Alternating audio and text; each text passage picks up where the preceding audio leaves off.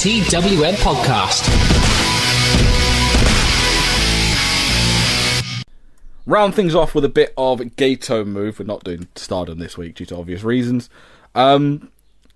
Yeah, so it's do a barrel roll time, or is it? Because we've gone past episode 8, because that's not on FITE, because I think it's a show from Thailand or something. That's what cage match would imply. So we've gone straight to 9, and this is like their big show in Shinkiba First Ring. It's a 2-hour long show. It's like a legitimate big show they do. Mike didn't like it, so he didn't watch it because it wasn't Gatoh Move. It was everything. It had nothing that I love about Gatoh Move, and it just didn't feel right. I just couldn't get into it. From going from like literally my favourite show of the week to watch to me not even having any emotional investment in it. But it did have Kikutaro couldn't on do it. it. And you missed that. Like, not even that did it for me. And Kunshibo Carmen, the other funny clown mask man. We got like a dance routine on the stage, and the way it was lit and the way it was really dark, it looked like a legit school play. It was quite funny. So I'm going to have to quickly run through this without Mike, because he's not watched it. Opening match was Mitsuru Kono and Sawasti Carmen over Anchamu and Makoto. Anchamu and Makoto do a lot of posing. We got a lot of mat wrestling. It was quite jarring for them to go to... I wrote down in the chocolate room, which isn't right. I can't remember what the exact name of the places they do it in. Choco I want to say it's the Choco Factory. Yeah, something like that. The chocolate room. Don't know why. Carmen works over Shamu, and then Makoto tagged in and run wild. Lots of big strikes. Makoto hits some, like the Alexa Bliss knee drop for a near fall. Shamu hits a crossbody. Makoto hits a big dog on Carmen, and Shamu gets some near falls. We get a bit of buffering and a 619 and a roll up by Kono. Kono is now the biggest heel in the industry because she fucking used the overdrive to win a match.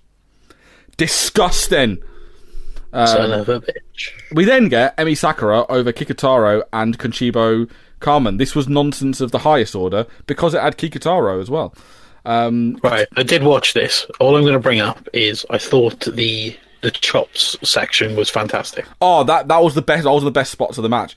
Kikutaro wrestling in his civvies was weird. He just wrestled in jogging bottoms and a t-shirt. And the crowd popping for him revealing his belly. Yeah. It's always a winner. And they all do roll poses, and Emi can't do a forward roll at first, but she eventually does it. And then even the ref gets involved. And then the whole match is just Kikutaro and Kamen just mugging off Emi Sakura, leaving her out of the graps. Like they're finally getting revenge for like the rest of the roster. Test of strength leads to a big dance, and Emi goes, fuck this, and chops. But instead of... they try and do a chop circle spot. This is the bit that me and Mike love. They try and do a chop circle spot, but when Emi chops one of them, instead of Carmen chopping Kikutaro chop Carmen, they just go back and chop Emi Sakura instead. It was so dumb. It was so...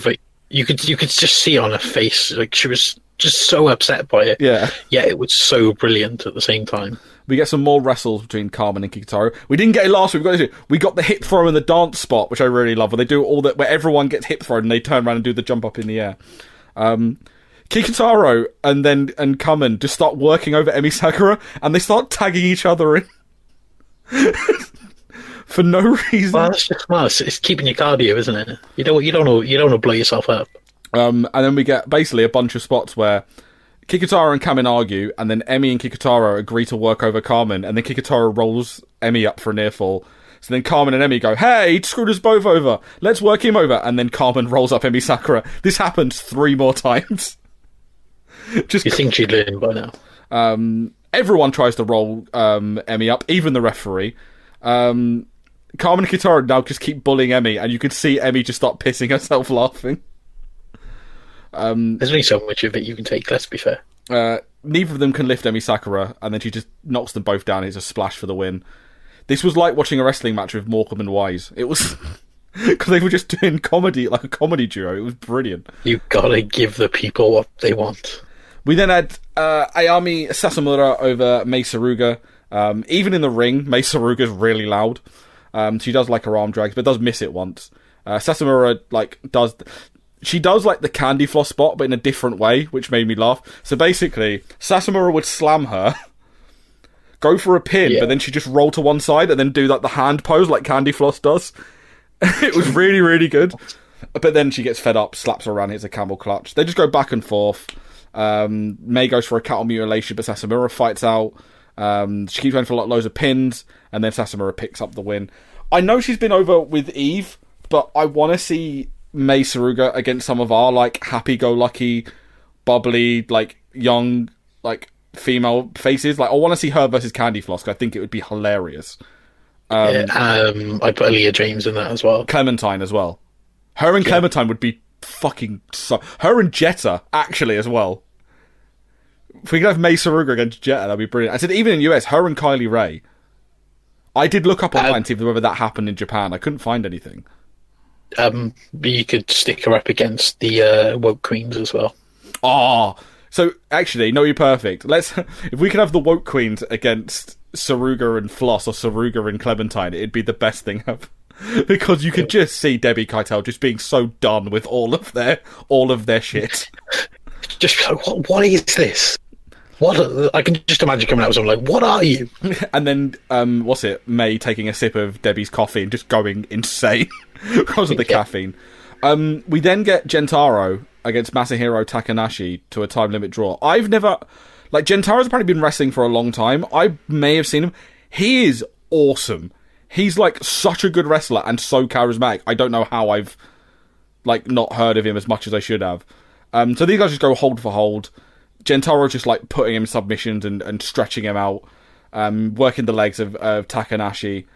They go like exchange submissions for literally 15 minutes of strong style submission wrestling. Hits a backdrop driver. Takanashi hits a backdrop driver. His code red gets counted into basically just sitting on him. They both then fall down from that move, but during that, Gentaro hooks the legs. The Bret Hart Mr. Perfect spot. You know where they're both lying down, and he managed to get off his back into the sharpshooter.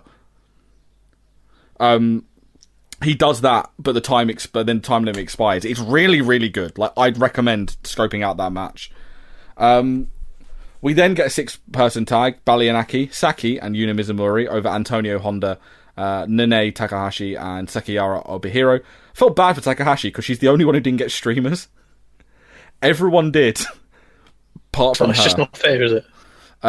Aki's team off a hand twice and they get mugged off so they don't attack them. Good news, Antonio Honda didn't retire in this match. He was fine. He did get repeatedly chopped over and over and over again by Aki's team. And it was just a lot of like big spots. Not normal 6-person tag. And then they win with they hit like the backdrop suplex. Aki does a flip dive to the outside. Then I don't know why Saki's finisher is just a suplex, but it is, and she picks up the win. It was fun. But then because they've got a 1-camera setup, I believe Mizumori and someone, I'm assuming Obihiro, just start brawling on the outside after the bell, and we can't see it because they've just got 1 camera focused on the ring. It's really, really, really weird. Then we get the main event, which is for the Super Asia title, as Riho defends against Command Bolshoi. I would imagine if you like your long-building Joshi-style matches, this would be for you, but this doesn't fit in with Gatoh. So I got very bored very quickly because it was just a lot of headlocks, a lot of Riho just kneeing Bolshoi in the face. Rio misses a tiger feint and then hits it anyway. It just didn't, and then the end of it was just like knee, palm strike, knee, palm strike. Bolshoi does put a trailer hitch on Riho, but then Riho somehow still ends up on her front with her legs twisted. I don't know how she did that, but gets the ropes.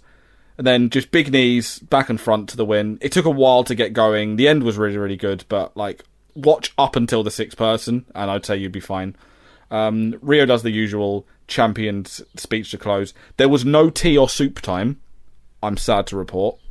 See, I'm glad I didn't watch it to the end. But people in the ring, they did get a little bit of the bubbly. However, you do get to see at the end, for some reason, Kikutaro and Honda just do the Triple H Shawn Michaels DX pose for no reason. They're doing dancing. I think because we've heard before, when they did the DDT in USA, they said Antonio Honda's a massive mark for Memphis. He loves Southern style wrestling. So he starts doing the honky tonk man dance. Kikutaro just copies him and then just goes down, does the Shawn Michaels pose, and then Antonio Honda just looks at him and goes, okay. And then he does the Triple H pose behind him. Brilliant. And then they just walk off. There was no reason to do it other than just to amuse themselves. It was brilliant. That's reason enough, let's be fair. I love Kikutaro and love Antonio Honda. It's the best. Like, it was different. I've checked Cage Match. We're back to normal next week. It's an hour. I've literally just looked at it now. It's in the chocolate room. It's fine. Ichigaya Chocolate Hiroba in Tokyo.